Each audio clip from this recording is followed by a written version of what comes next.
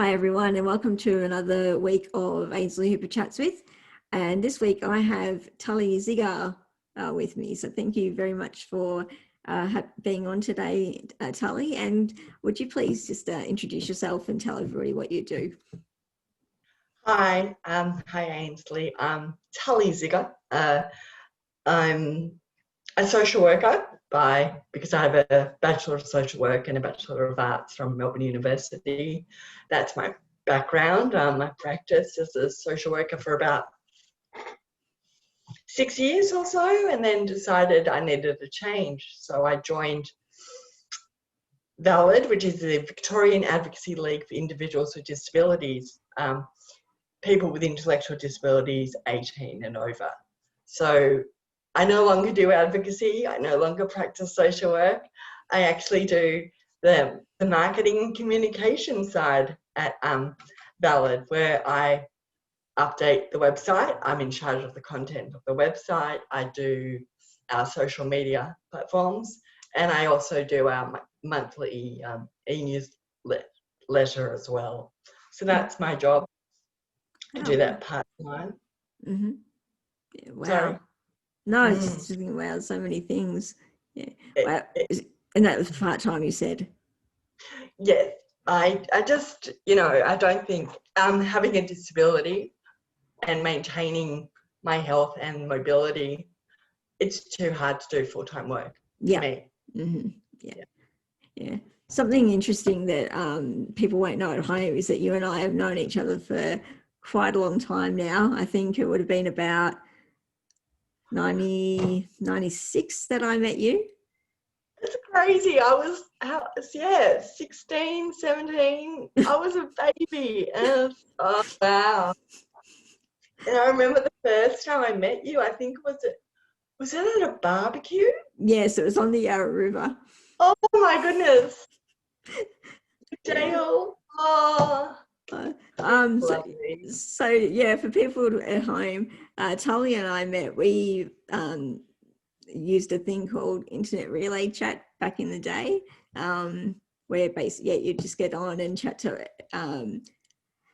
It's hard to explain to people that don't use it, but yeah, you'd sit there at a keyboard and you'd chat to people in a room, similar to what you do on Facebook, but it was just a text-based thing, so you didn't see any faces or anything like that. So you didn't, it was very anonymous. You didn't see photos or anything like that. So yeah, Tully and I, we used to chat in one of what we called channels back then.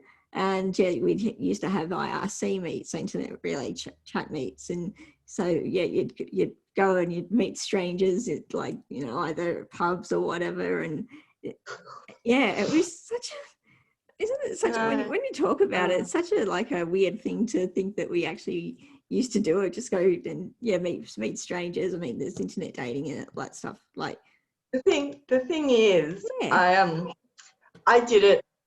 I think I went on internet. I went on IRC because I wasn't happy. I wasn't very happy at school. And disability, and being different to my peers, I never felt accepted. Mm-hmm. So I discovered IRC, and I discovered all these people who were kind of weird and different and accepting, and it was just a lovely escape from stuff. And I met my first boyfriend on it, which is pretty cool. So. Wow. It's interesting because I I remember meeting you at the Yarra River when we had that barbecue, and there was I can't remember how many people there was, but it was huge.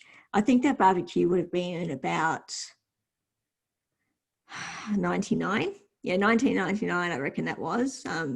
Just thinking about certain events that happened around that time. So, and I remember you walking along, and I think you had a stick at the time. No. So I had two friends with me. We'd just been out for yum cha, which was yummy. And it was funny because my walking was shocking back then. I didn't use an aid. Right. It was very wonky. My walking was quite wonky, and I needed support. So I needed I needed to hold people's arms. Yes. And I think I remember at that event, someone asked me if I was drunk because of the way I walked. Right. Yeah, because they didn't know. I don't think anyone really knew on IRC that I had a disability. Mm-hmm. Did you know? No. I don't remember. No, so this is an interesting thing. So I didn't know until that day that you came to the Yarra River that you had a disability. And yeah, so it got me thinking, because I know I used IRC. So I started using IRC when I was 19. And yeah, for me, it was an escape thing because, yeah, people couldn't see me. So it was just basically, people on IRC didn't know I had a disability either. And I look back at it now, and it's such an interesting thing that we kind of hid that kind of, I don't know if it was hiding, but sort of just didn't talk about that side of things. And yeah, for me, for a long time, like I'd be talking to people and I wouldn't mention it. And these days it's like, well, why wouldn't I mention it? Like, but back then it was just, yeah, it was that whole being anonymous and having that escape. Yeah, it was it's fun. Yeah, sorry. No, because I was thinking about it the other day when I asked you if you'd love to come onto the podcast, and I was thinking about that thing, wondering whether or not you used it in the same way as I did. So, yeah, I think I did. I think, living with a disability, chronic illness, mm-hmm. it's exhausting. It's really mentally and physically exhausting every day. Yeah. So it's kind of nice when you can go to a place where you don't have to think about it. You can just talk about total rubbish and just, be free for a bit. Yeah. And that was my escape, really. Yeah. And then I think about the things like I used to hide it and then I'd hide it and then I'd meet people and I hadn't told them, and it was just that shock thing. Like, so I realized at a certain point that I had to get over not telling people, and it was just that I had a lot of internalized stuff going on where I was just like, even like putting, like, do you remember like dead live journal and all that kind of stuff? Yeah. I think I have one still, but I just haven't looked at it. Yeah, I'm sure I'd have something somewhere. But yeah, basically, even in photos, I'd always crop things out so people couldn't see that the wheelchair was there, and just all weird things like that. And I don't know about you, but like for me, I guess like I came to understand about ableism and internalized ableism, and I realized that a lot of that, what I did back then, was probably because of that internalized ableism. Would you say that it was for you as well, or no? I think yes. I went to a mainstream primary school, a mainstream high school. So there was this kind of there was like this assumption that I had to be like my peers, able to do gym class and able to go on camping trips. And they had this, I expected of myself to be just like everyone else. Yes. And I think, is that what you would consider internal ableism, where I just felt kind of, I didn't accept who I was because I wasn't like everyone else. And I wanted to be like everyone else. I wanted to be able to do what they did. And I think that's a bit of a problem. That's a huge problem when you're trying to keep up with people who are able and capable to do all these things that you're not able to do. Yes. Yeah, absolutely. Like for me, that was the same for me. It's like And I think now it's like, I guess as we're older, like God, we were teenagers back then, and like, so I think now that what we were doing to ourselves because of, and it's really because of what society, I guess what society expected of us was so. It's tiring enough to have a disability as it is, as then having to put all that stuff on ourselves that we did to ourselves because of what others expect of us as well. And what they expected of us became what we expected of us. Mm-hmm. So I expected myself to be able to finish high school and go to university and meet someone and get married and have kids, and because that's what everyone else in my school did, pretty much. Yeah. You know? Yeah. But at some point I realized I couldn't do it all, and And what age do you think you were when you finally figured that out? I think it was when I was doing my social work degree at Uralla. I was doing my placement at Uralla, and it was actually my first real time with people with disabilities. Yes.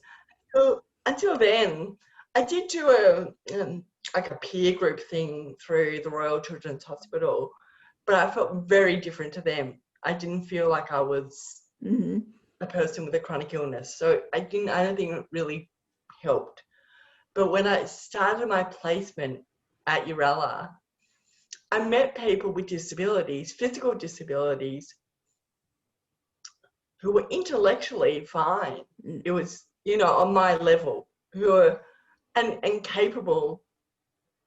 And I thought, wow, I'm like them, I found my people. Yeah. It took me about 20 years to finally realize that it was okay to have a disability. Yeah. That's it. And it's like, I feel like we've come from having different disabilities, so different experiences in regards to that. I do feel the social side of things it's been the same for me. Because I went to a mainstream school as well. And so therefore I didn't have much to do with people with disabilities growing up. And it wasn't until 2000, I'm trying to think of the timeline. So first of all, for me, it wasn't until about 2002 when I started to get some health problems that weren't actually related to my disability, but because of my disability, the disability exacerbated the problems. And then so that was early 2000s. Then in late 2000s, I needed to, the health problems came back, and I was of the mindset from my previous experience that, okay, I'll just deal with this again, then I'll go back to my normal life. And I finally had a doctor who helped me realize that, well, going back to your normal life is what actually exacerbated the problems in the first place. So I needed to start accepting certain things in my life, like aids around the home, and also to start using disability services.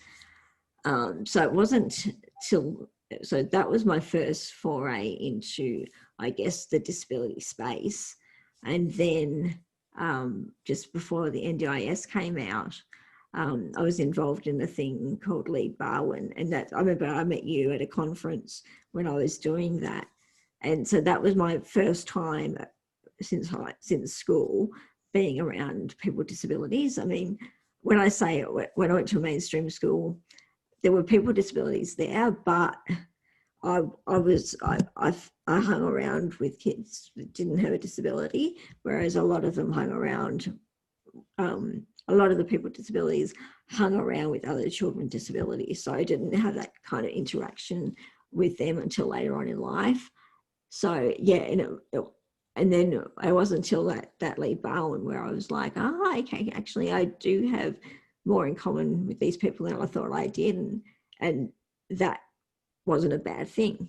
Like, you know, back I was worried that, I guess when I was growing up, I was worried that I'd be pigeonholed, and I was pigeonholed, but I'd be worried that I'd be more so pigeonholed if I hung around with these other people with disabilities, and well, I didn't really have much in common with them anyway, so it wasn't like we were going to, but yeah, I felt there was that concern about being pigeonholed. Like, were you worried about yourself being pigeonholed if you sort of went into that space?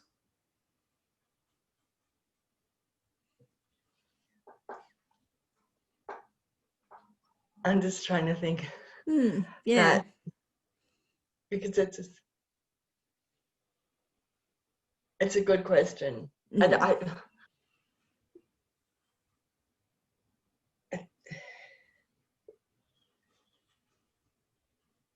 don't think so. I don't think so, because I still had two very different lives. I still had my friends, you know, from school who were able-bodied, and, you know, at university and dating. And I was still spending most of my time with them, and they didn't see my disability. I mean, they saw it, but it wasn't an issue for them or for me. It was just, we were just friends, and so I still had that kind of life going on. I didn't feel pigeonholed. But I feel like I embraced disability finally. And how old were you then? Well, I got my walking frame when I was about 27 maybe. Okay.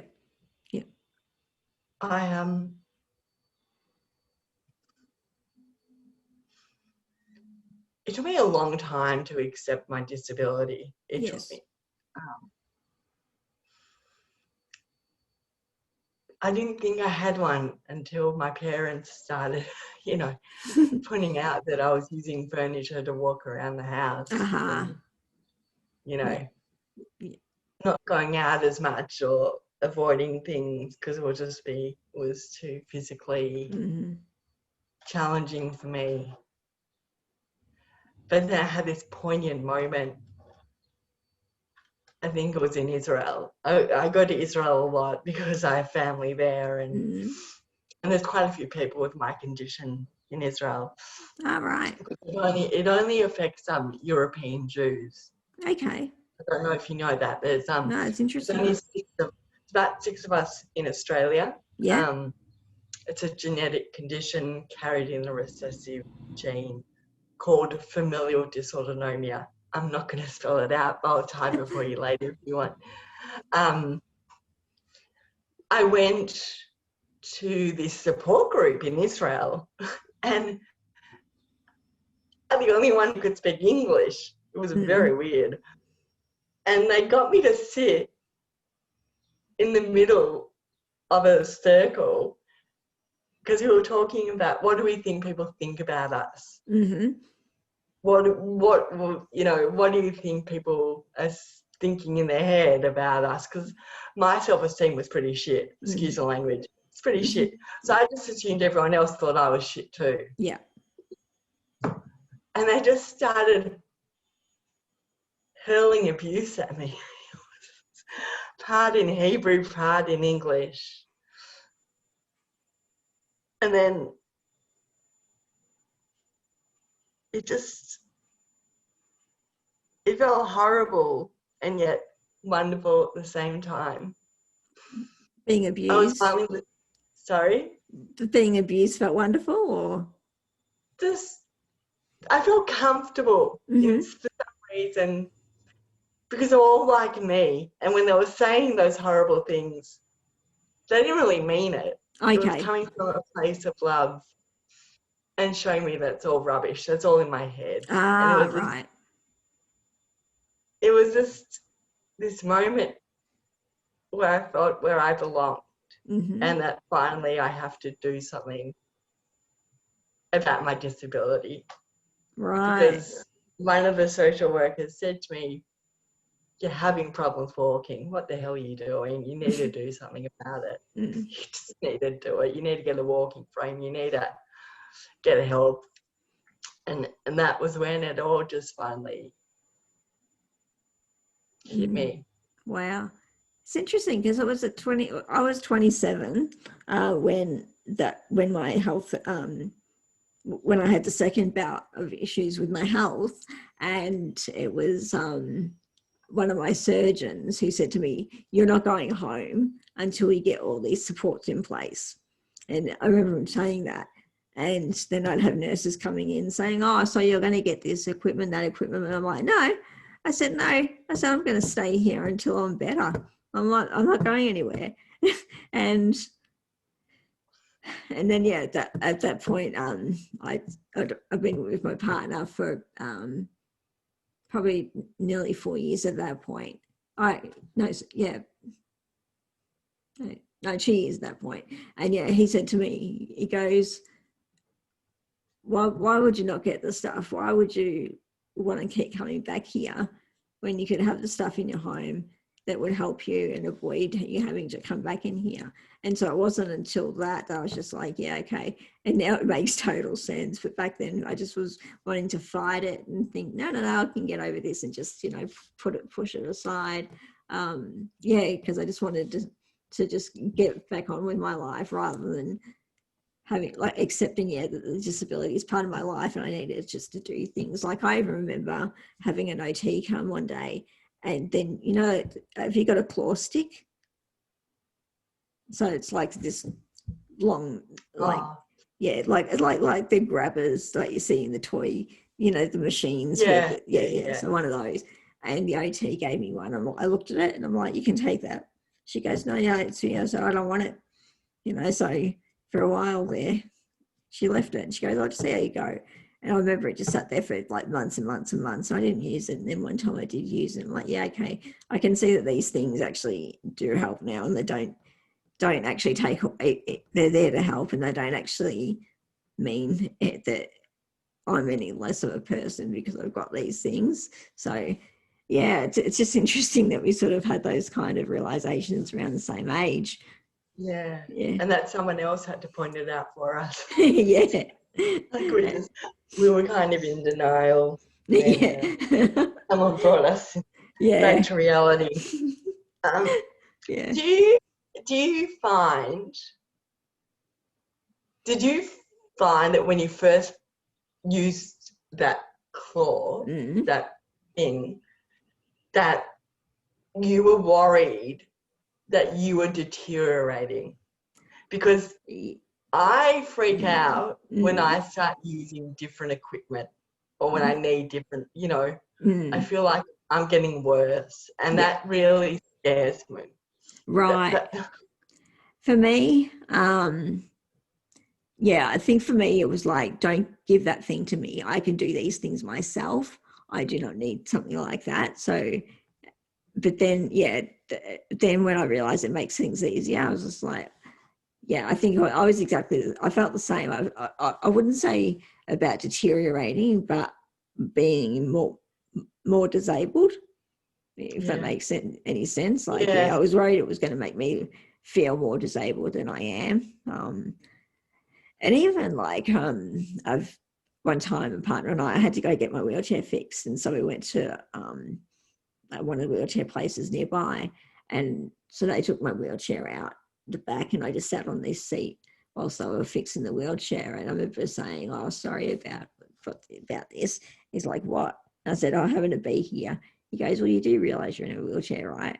And I just thought that, I have to keep being reminded, like, or not now, but I had to keep being reminded of these things that were like freaking obvious that, that yeah, I just had in my head was just like such a bad thing. And yeah, and I don't know. Have it. Go ahead. I still have it. I still have that feeling inside, and I want to be able to embrace my disability. And I have. Like I'm a lot better. Yeah. But it's still hard at times to accept it. And I just want to be normal. And I know there is no normal, whatever. I just want to be able to go a day without having to think about it, Like as soon as you and I get off this, I'm going to have to turn my chair around and get my walker. Like, it's constant. I just want a break. Yeah. And I guess, and that's for me, I guess where I have that privilege is where my disability is, and it doesn't, like there's no reason for me to think that there's going to be any kind of degeneration. Whereas I guess in your situation, things are changing constantly. And yeah. So like, do you have, with yours, do you have some days better than other days and you can go back to doing things that you, Yeah, I do. Yeah. I do. Yeah. So it's a biorhythms. Is that the whole thing, when inside your energy levels are kind of different each day? Yeah, right. And that's kind of annoying because one day you have a really good day and then the next day you feel like crap as soon as you wake up. Yeah. You just don't know what you're going to get. Today I feel good. Yeah. So that's yeah. I think, and with COVID as well, COVID is added another level to it, because I know for myself, for example, I get tired a lot more than I normally do. Like I get fatigued and I'm not doing anything really. I mean, I'm at my computer all day, or but I do find that I get fatigued much easier. And but I think that's more because like not getting outside, vitamin D and all that kind of thing as well. Yeah. So, me too. Yeah. Feel it. Yeah. Hey, so as I ask every guest about the 10 things that they'd like people to know about disability. So I'm interested to know what your 10 things are. See, I don't have 10. No, that's cool. We'll start off with that. But I was talking about it with my personal trainer yesterday. And there's this, so it's all about the myth of being a person with a disability and that we can't make decisions for ourselves. That's the first myth. I often go out with a friend or with a family member to a cafe or a restaurant, and the waiter will talk to the able-bodied person and ask me what I want, or ask what we want. They don't even ask me.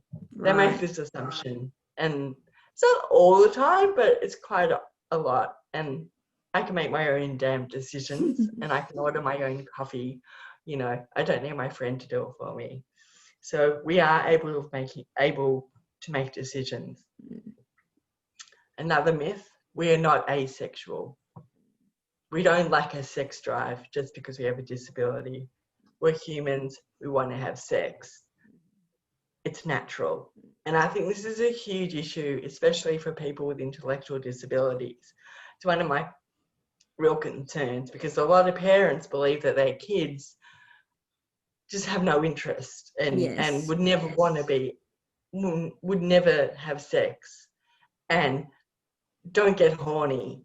And I think that can cause issues later on because people who are sexually frustrated and don't know how to let it out because they've never been given the opportunity to, they act out inappropriately.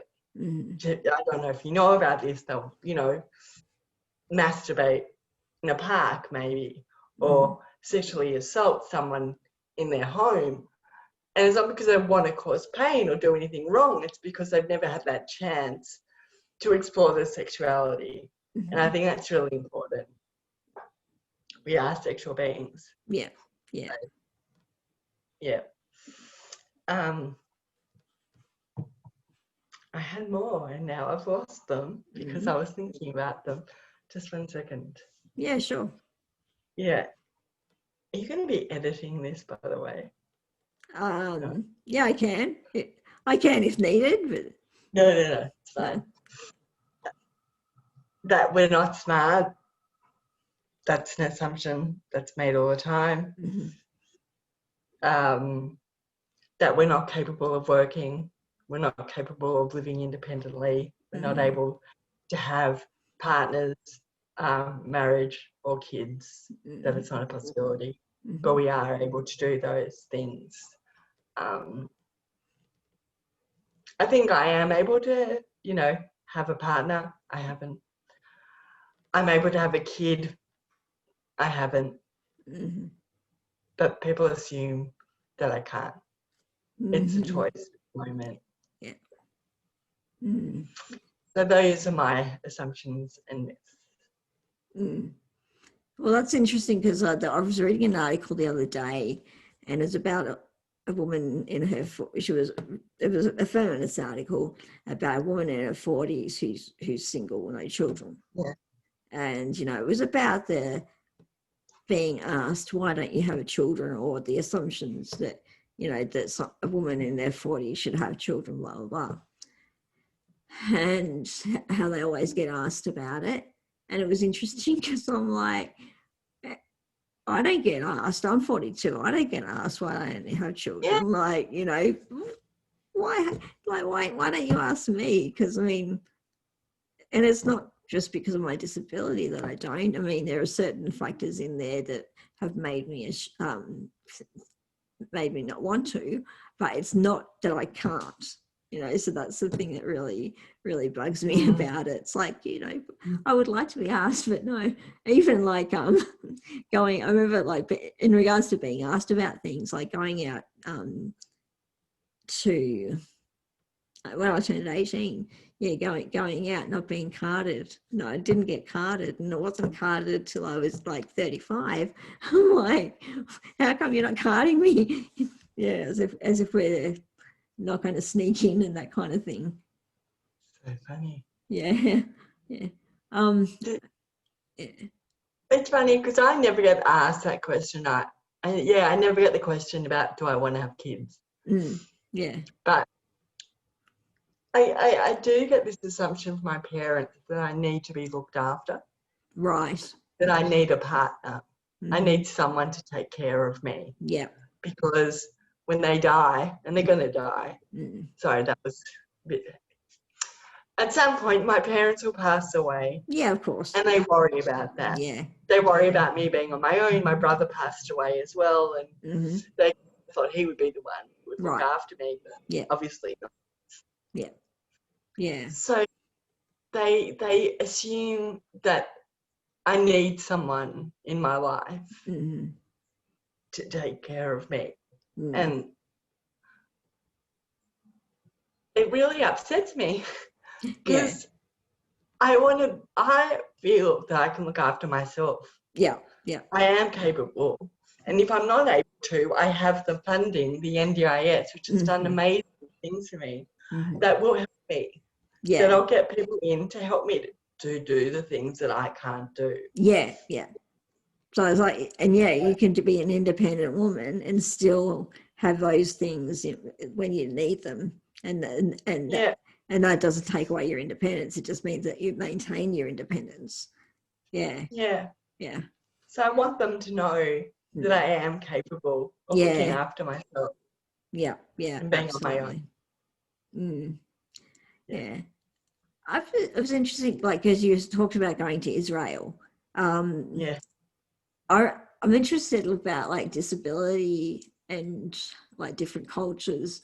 Because I remember there was a quote from Stella Young, and she was saying how when she went to America, as soon as she went to America, she said her disability disappeared. From that, I'm assuming she meant that everything there was just so easy, so therefore her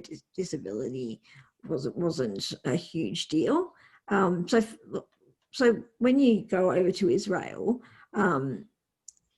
do you find people think about disability differently? I know that you said that your disability is because you've got a predisposition, I guess. Yeah. I don't know if that's the right word, but to that particular condition. But do you think they think about disability differently over in Israel? I actually think they're more, they're more of the social model rather than the medical model, because with Israel, army service, you have to do army service. It's compulsory after you finish high school. Right. There's wars, there's violence, and there's a lot of people with disabilities there that need the help and need support. So it's more normalised over there than possibly here. Mm-hmm. Yeah. Right.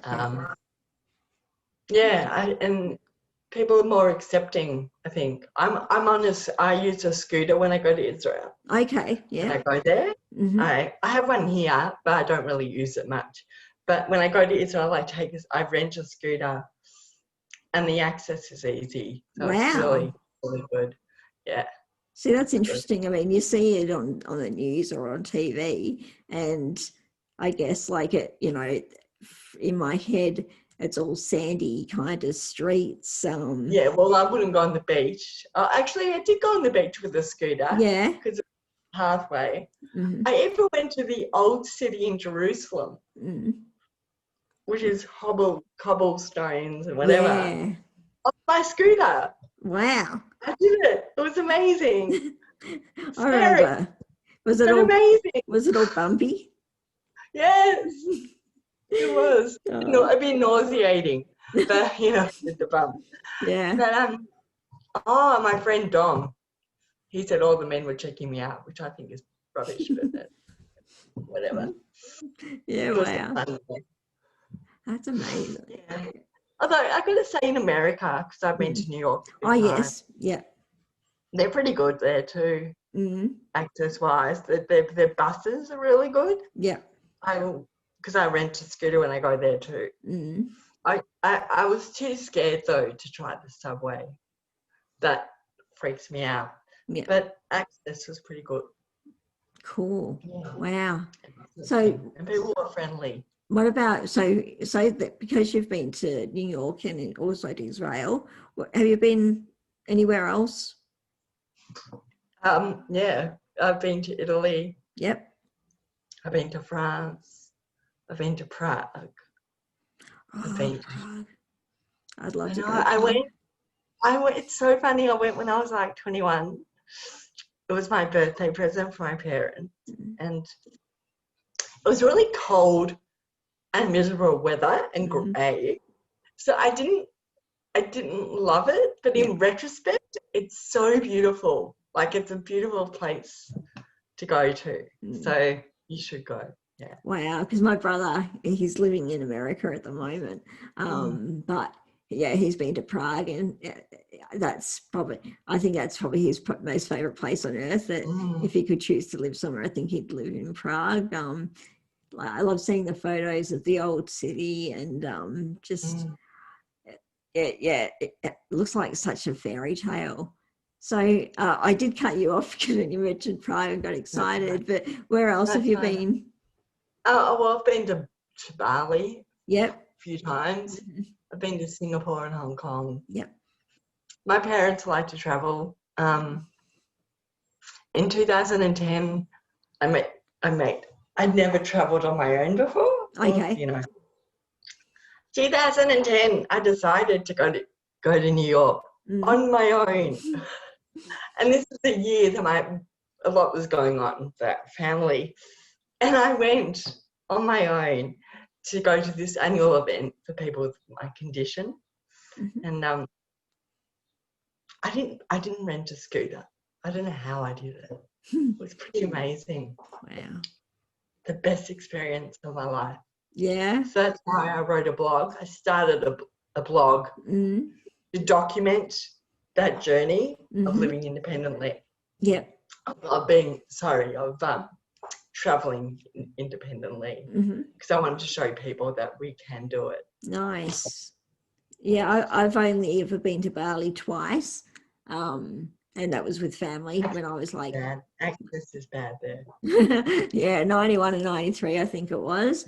And yeah, those gutters, like, there's no way in hell a wheelchair user would cope by themselves, because yeah, those gutters, they would, especially like if there was a monsoon or like, you know, like that huge rain that they have. Like, I understand why the gutters are the way they are, but yeah, there's no way I could have handled that. So I've only been to those two places overseas. I've never been anywhere else overseas. And yeah, it'd be like, but you know, I'd love to sort of like see different places. So I've always lived vicariously through my brother and sister, because yeah, they've done the whole European thing. And yeah, of course, yeah, I've got my brother currently living in New York, and yeah.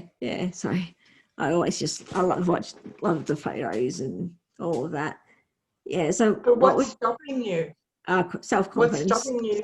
Yeah, self-confidence, and feeling that it would be too difficult. Like, for example, even a couple of years ago, my partner and I would both do powerlifting, and there was a powerlifting competition over in South Australia, and it was for 5 days, and I wanted to go with him to see this competition because there was heaps of friends in it. And so I thought, okay, so I didn't have funding at the time, so I contacted NDIA to find out what the deal was. And then I contacted my service provider who provides the care, and they said, oh, it'd be too expensive because it would be considered 24-hour care to have a carer go over there with you, because there's that whole trust thing of needing to know that things are in place, you know, because of anxiety and all that kind of thing. And it was too difficult to organise because it was going to be too expensive, and they wouldn't allow a carer from the company to go with me because of already having other shifts, and I didn't want to have to rely on a carer that I didn't know. So there's all these things that are just involved in trying to orchestrate it, that it was just like, no, it's just too difficult. So yeah, I mean, I'd love to, but it's a minefield to try and figure out what the hell to do. Yeah. It's interesting because I was meant to go to New York this year, and Mum and Dad were worried about me going on my own, and I kind of was too. So I met this woman, a support worker, through another a friend, and we kind of worked out a deal that she was going to come, and I would pay for the travel and accommodation, but the NDIS would pay for her support, her hours and everything. If you want to have a discussion about this, we should, because there's a real possibility. Okay, if you want to do it. Yeah, absolutely. I'd like, because like in Australia, I see there's like I don't know if you follow accessible accommodation.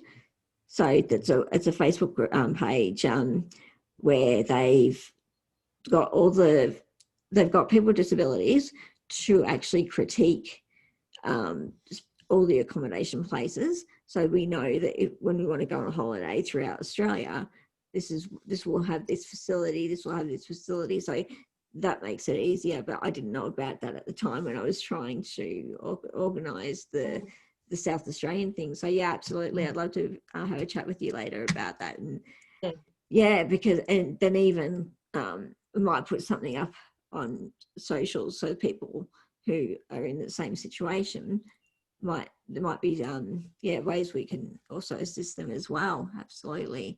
Yeah. So out of all those places, where would you say is the most accessible? Good question. Israel. Okay. Yeah. Yes. But also because I know it well, so I kind of know where to go. Okay. Yeah. Yeah. New York was accessible too. Mm-hmm. But yeah, I think Israel the most. Mm. It's such a fascinating thing. Now you've got me really interested in watching a documentary about Israel just to see, because of all the things you see on TV, it just does not look wheelchair friendly at all. I mean, some parts of it aren't. Okay. But like I mainly stay near Tel Aviv, so Okay. near the beach. Mm-hmm. So the streets, the footpaths are quite wide, smooth. There's a few shopping, like little areas with shopping centres that are quite accessible as well. Mm. And there's this with the beach, there's a lift that takes you straight down to the sand, and there's a great accessible path. So it's good. Mm. Yeah. So another thing I wanted to ask you, because you gave me one of your beautiful paintings that I can see you've got in the background there. So how long have you been painting for? How long have I been painting for? 10 years? Yeah. I started when I finished. Oh, that's beautiful. I started when I was when I finished my arts degree. I had no idea what I wanted to do with my life. Yep. I signed up for a painting class through the Centre for Adult Education, CAE. So that was 10 years ago. And I had a teacher, and due to COVID, classes aren't on, and she's actually sick. She's got cancer, so she can't teach at the moment. She's like the loveliest woman and really inspires me and encourages me to paint. And my hand control isn't great. I have shocking fine motor control. But when you do abstract art, mistakes don't look like mistakes. They look like you intended to do it. So I've also just started painting again. It's pretty crappy, but it's just a start. Oh, I like that. I love those colours, that pink and that. Wow. Yeah, I've got a portable easel right here. Yeah. So I should do some more painting. Yeah. Today. So when you're doing a painting like with the abstract, are you actually thinking that they mean anything? Like, do they have meaning behind them? They probably should, but they don't. But I will tell you this, I did this really big painting, like massive painting last year, kind of Aboriginal style. And my teacher said that with Aboriginal paintings, they always have a story behind them. Yes. So she said, she asked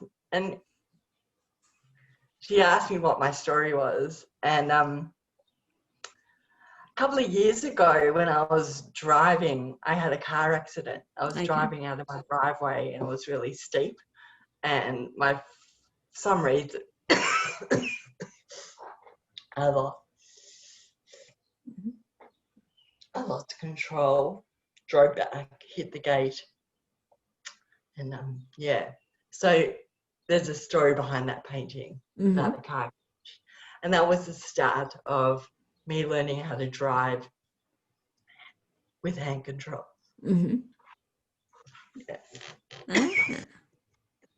Because it's interesting you talk about the Aboriginal painting, because a lot of my honours thesis was about Aboriginal. It was about the Northern Territory intervention. So that got me very interested in the whole everything Aboriginal, and I purchased a piece from the local Aboriginal Cultural Centre, and at the time, so the artist was sitting at a table, and I just looked at this piece, and I'm just like, yeah, I'd like that, please. And I went to buy it, and she said, do you want to know the meaning behind it? I was like, oh, okay. And it was the first painting I'd bought, so I didn't know that, the whole process, that, that there could be meaning behind it. And so she told me the whole story about it, and it was just, once she did it, it's fascinating just to see it and know the whole story behind it and why certain things are the way they are. And Yeah, it was absolutely fascinating. Whereas prior to that, I had just sort of thought of things as being aesthetically appealing. Yeah, it's such a fascinating thing. Yeah. I think that I do paint. I paint because it's relaxing. Mm-hmm. It's an escape. Yeah. And I never thought I'd be good at anything. Like, I don't know. Like, I never thought I was creative. Right. And yet, somehow, I started painting and people liked what I did. And Yeah. it's a kind of a nice feeling to be, Yeah. Yeah. good at something. Yeah. Yeah. I remember the Yeah, first I time I never saw thought I one of was yours. either. Yeah. Oh, Yeah, when I first saw yours, I'm like, oh, I need that piece, because it's just, yeah, it's something just that I can't explain it, but it was just like straight away. I was just like, oh, love it, yeah, yeah. It meant so much to me that you bought it, and I think I like giving people my paintings because it gives them such joy. Yeah, And yeah. this woman bought a painting of mine last year. Actually, she bought two. Mm-hmm. She was the OT that did my assessment for driving. Mm-hmm. And I showed her my paintings, and Oh, that's beautiful. Wow. Yeah. she bought that one. Oh, Yeah. And this is, I'll show you the one about the car accident. mm-hmm. It's not my favorite, but I remember that. I remember seeing that. yeah, Oh, wow. yeah. Yeah. Because for some See that reason, car and the gate. yeah. Oh, wow. Okay. I remember seeing it, and at the time I was like, that would make such a cool album cover. Like, it just, yeah, I had in my head like Triple J and like some kind of, yeah. Yeah, and it's interesting because now that you explained it about the car accident, yeah, I can see that in it. And it was actually changed it again. Yeah, it's fascinating. Wow. Yeah. Yeah. Anyway. Oh, yeah. Oh, well, thank you so much for speaking with me today. It's been absolutely awesome having a chat to you. And yeah, so you and I will have a discussion about the overseas travel side of things, and if there's anything that we can share with the audience, it'll be up on the socials so people can see. But before I finish, do you have any socials that you'd like people to follow, to check you out? Because you were talking about blogging. So I do have a blog. Yep. I updated it a few months ago. tullyzygier.wordpress.com. Mm-hmm. I have that. I've actually just finished writing a book. So oh, wow. I've got a draft, and I might be putting a chapter on my blog soon to see if people like it. So keep an eye out. Yeah. I'm on Twitter. I think just follow my blog instead. Sure. Yeah. And you've also, you wrote a chapter for the Growing Up Disabled.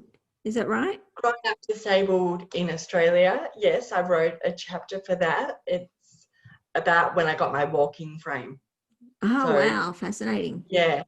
So that's coming out in February next year through Black Ink Publishing. Carly Finlay is the editor. I think her blog is Tune Into Carly Finlay, so you might want to check that out as well. Yeah, absolutely. It's a very exciting book. Yeah, it's funny because it's been on my my list for ages, and I've been looking at it, and I thought it was meant to come out earlier this year. Is that right? I guess with COVID. Due to COVID. Okay, sure. Yeah. Yeah. Oh, well. But sorry. No, go ahead. Keep an eye out for writing opportunities. There's always something. Because I know you like to write too. Or you have written. So there's some great groups on Facebook that you can find out about different things. Okay, awesome. Yeah, it's actually funny. I've been so busy doing stuff lately that the writing, I've been ignoring it. So I've got about 20. I use Trello to keep myself organised, and I've got about 20 different ideas for articles that I've got to write. So I've just got, my business coach said to me on Thursday, okay, well, you've got to write all this stuff by next week. So yeah, so I think I'll be pumping out the blog articles this week also. Yeah. Wow. Yeah. Oh, well, I would love to read it when you publish yeah, absolutely.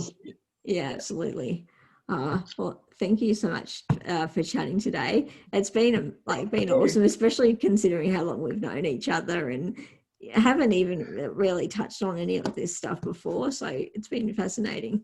Yeah. Yeah, I've enjoyed it. Thank you. Thank you. And everyone, we'll have it. Thank you for listening in and also for watching. And if you'd like to see anybody on the podcast, just let me know. Any topics you'd like to see explored, let me know as well. So great. And thank you so much for everybody, and have a great afternoon.